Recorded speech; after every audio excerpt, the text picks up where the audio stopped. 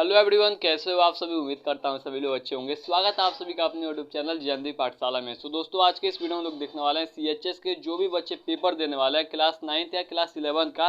तो इस वीडियो को आप लोग पूरा अंत तक देखिएगा। इसमें हम लोग जो भी क्वेश्चन देखेंगे आपके एग्जाम के लिए बहुत महत्वपूर्ण क्वेश्चन है और इसमें से एक ना एक क्वेश्चन आप सभी के एग्जाम में देखने को जरूर मिल जाएंगे। हम लोग प्रीवियस ईयर क्वेश्चन सभी क्वेश्चन देखेंगे। तो इसमें हम लोग अभी क्वेश्चन जो देखेंगे और उसमें जिसका भी जवाब आप लोगों को पता होगा आप लोग नीचे जवाब कमेंट कर दीजिएगा और कुछ भी आप लोग के पास डाउट होगा उसको भी आप लोग नीचे जरूर कमेंट कीजिएगा। तो चलिए हम लोग वीडियो को शुरू करते हैं। Which of the following cell are along in shape, मतलब सेल कौन सा इसमें जो सेल है वो जो शेप में लंबा होता है वही आप सभी को बताना है। तो जो नर्व सेल होता है, नर्व सेल आप सभी जानते ही होंगे, सबसे लॉन्गेस्ट सेल जो होता है ह्यूमन बॉडी का वही नर्व सेल होता है। ये आप लोगों को पता होना चाहिए। और इसका जो होता है नर्व सेल वो कुछ इस प्रकार से गया रहता है और ऐसे गोल निकल के फिर आया रहता है और इसमें से ऐसे ऐसे निकला रहता है। नर्व सेल का इमेज कुछ इस प्रकार से होता है।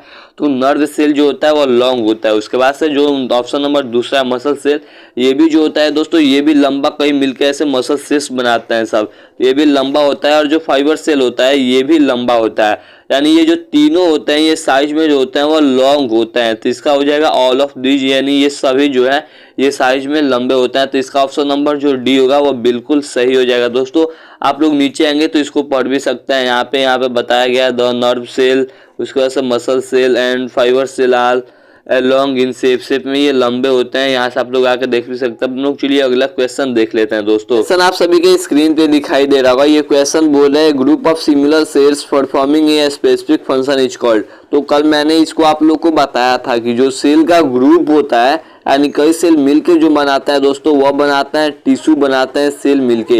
लेकिन इसमें देखिए ये भी वही बोल रहा है कि the group of similar cell जो एक जैसा हो और उनका कार्य भी जो हो वो एक जैसा हो उसको हम लोग क्या बोलते हैं, तो उसको हम लोग टिश्यू बोलते हैं। इसका आप लोग जरूर ध्यान रखिएगा क्योंकि इसमें इसलिए ये दिया है कि सिमिलर सेल, क्योंकि कभी भी मसल सेल और जो नर्व सेल है वह एक साथ नहीं मिलकर ऑर्गन बना सकता है। मसल सेल के लिए सब मसल सेल एक साथ मिलेंगे, नर्व सेल के लिए नर्व सेल एक पास मिलेंगे, तब जो होगा वह टिश्यू बनेगा। लेकिन अगर मसल सेल और नर्व सेल कभी भी एक साथ नहीं मिलेंगे और टिश्यू नहीं बनाएंगे, इसलिए ये जो बोला है इसलिए सिमिलर सेल और परफॉर्मिंग स्पेसिफिक फंक्शन, इसलिए तो इसका जो हो जाएगा ऑप्शन नंबर बी, टिश्यू जो है सेल के ग्रुप को ही बोला जाता है टिश्यू। तो इसका ऑप्शन नंबर बी जो होगा दोस्तों टिश्यू, इसका बिल्कुल सही उत्तर हो जाएगा।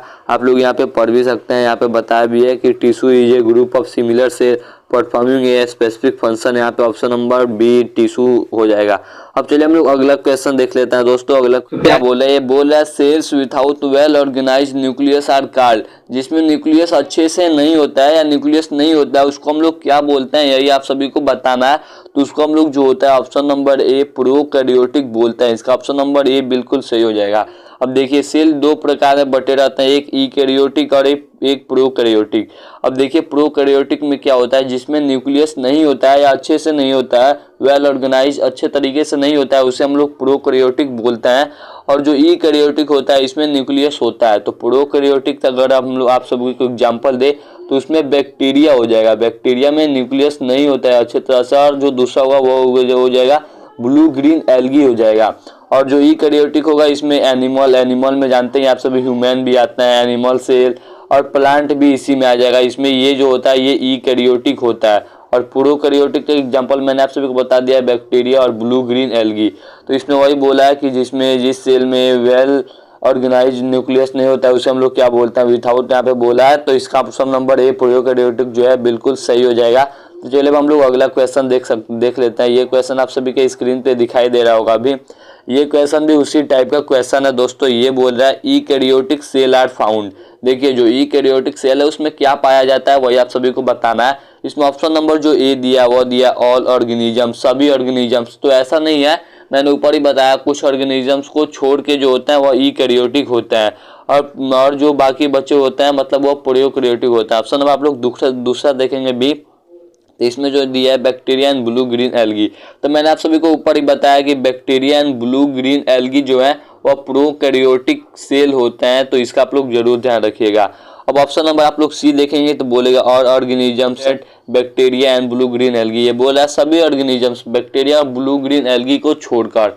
तो ये बिल्कुल सही हो जाएगा। बैक्टीरिया और ब्लू ग्रीन एल्गी को छोड़कर ये जो सभी ऑर्गेनिजम्स होते हैं वो ईकैरियोटिक होता है।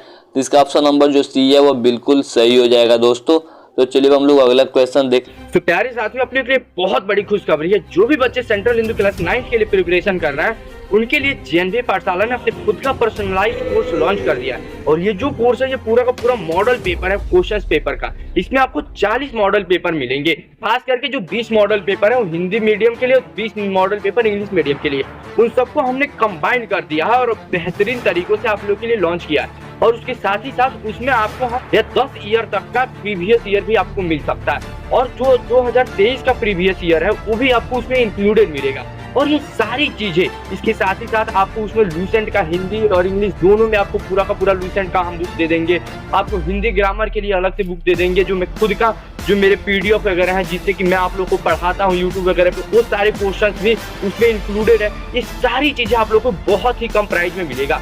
और इसका जो प्राइस है प्यारे साथियों वो हमने रखा है 149 रुपीज, 149 रुपए में। मैं आपको नीचे लिंक दूंगा, आप जा करके वहाँ पे जितना जल्दी हो सके पढ़ाई आप उसको परचेज करो और अपनी पढ़ाई को कंटिन्यू रखो। क्योंकि जेएनवी पाठशाला पे भी अब रेगुलर आप लोगों के लिए बहुत सारी वीडियोस डाली जा रही है। तो आप हमारे चैनल से भी जुड़े रहो और हमारे कोर्स को जरूर से जरूर परचेज करो। दोस्तों, निम्नलिखित में से किसका प्रयोग सदा एक वचन में होता है? ये 4 ऑप्शन दिया गया है, इसमें किसका प्रयोग हमेशा एक वचन में ही होता है वही आप सभी को बताना है। ऑप्शन नंबर ए हाथ दिया है, ऑप्शन नंबर बी मकान, ऑप्शन नंबर सी घर और ऑप्शन नंबर डी जो है प्रत्येक। तो इसका जो भी जवाब होगा जिसको भी पता है आप लोग नीचे कमेंट कर दीजिए। सो दोस्तों देखिए, इसका जो होगा ऑप्शन नंबर जो डी है प्रत्येक, ये बिल्कुल सही हो जाएगा। क्योंकि जो प्रत्येक होता है वो हमेशा एक वचन के लिए यूज किया जाता है। जैसा कि आप लोग सुने होंगे कि ऐसे प्रत्येक दिन आप सभी को स्कूल आना है, तो यहाँ पे प्रत्येक दिन यानी हर एक दिन का बात किया जा रहा है, एक एक दिन का। और कई बार क्लास में भी ऐसे बोला जाता है कि प्रत्येक को बुलाया गया, यानी एक मतलब एक वचन के लिए प्रत्येक का इस्तेमाल किया जा सकता है। लेकिन ये जो हाथ है, घर है और मकान, इसका मतलब प्रत्येक वचन में इसका सदा प्रयोग नहीं होता है, लेकिन प्रत्येक जो है इसका हमेशा एक वचन में ही प्रयोग होता है। तो इसका ऑप्शन नंबर जो डी है वह बिल्कुल सही हो जाएगा दोस्तों। तो चलिए हम लोग अगला क्वेश्चन देख लेते हैं। अगला क्वेश्चन आप सभी के स्क्रीन पे दिखाई दे रहा होगा। ये क्वेश्चन देखिए, ये क्वेश्चन क्या बोल रहा है दोस्तों। ये क्वेश्चन बोल रहा है दोस्तों, सु उपसर्ग का प्रयोग किस शब्द में नहीं हुआ है? ये जो सु उपसर्ग है इसका प्रयोग मतलब किस शब्द में नहीं हुआ है, यानी 4 ऑप्शन में से 3 ऑप्शन में तो हुआ ही होगा, एक ऑप्शन में नहीं हुआ है, वही आप सभी को बताना है। तो ऑप्शन नंबर ए, बी और जो ऑप्शन नंबर डी है, ये तीनों में जो सु उपसर्ग है वह प्रयोग हुआ है, आप सभी को दिखाई दे रहा होगा। लेकिन ये जो ऑप्शन नंबर सी है सजग, ये देखिए ये जो है इसमें सु उपसर्ग का प्रयोग नहीं हुआ है। तो इसका जो जवाब हो जाएगा वह हो जाएगा ऑप्शन नंबर जो सी है सजग, ये बिल्कुल सही हो जाएगा दूसरा का।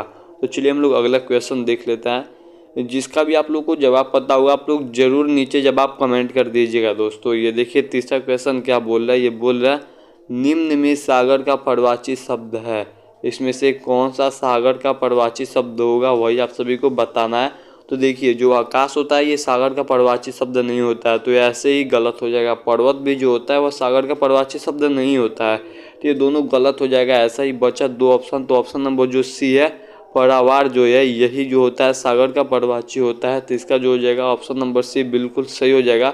और ये जो सद्दल है ये भी नहीं होता है सागर का पर्ववाची, तो जो इसमें सागर का पर्ववाची होगा वह होगा ऑप्शन नंबर सी जो है परावार, ये बिल्कुल सही हो जाएगा। तीसरा का ऑप्शन नंबर सी बिल्कुल सही होगा दोस्तों। तो उम्मीद करता हूँ कि आप लोग को वीडियो अच्छी लगी होगी। वीडियो से आप लोग को कुछ भी सीखने को मिला है तो वीडियो को लाइक कीजिए दोस्तों, अपने दोस्तों के पास ज़रूर शेयर कर दीजिए कि उसे भी जेएनवी पाठशाला के बारे में पता चल सके। और चैनल को तो ज़रूर सब्सक्राइब कर लीजिएगा, क्योंकि आप सभी को कई दिनों से वीडियो इस चैनल पे मिल रहा है, तो फिर आप लोग को एक चैनल को सब्सक्राइब करना रहता है, इससे काफ़ी सपोर्ट हो जाता है। तो चैनल को आप लोग सब्सक्राइब करके वीडियो को ज़रूर लाइक कीजिएगा दोस्तों। और आप लोग के पास कोई भी डाउट होगा तो आप लोग ज़रूर नीचे कमेंट कर दीजिएगा। तो आज के लिए बस इतना ही, फिर मिलते हैं हम लोग कल एक और इम्पोर्टेंट वीडियो के साथ।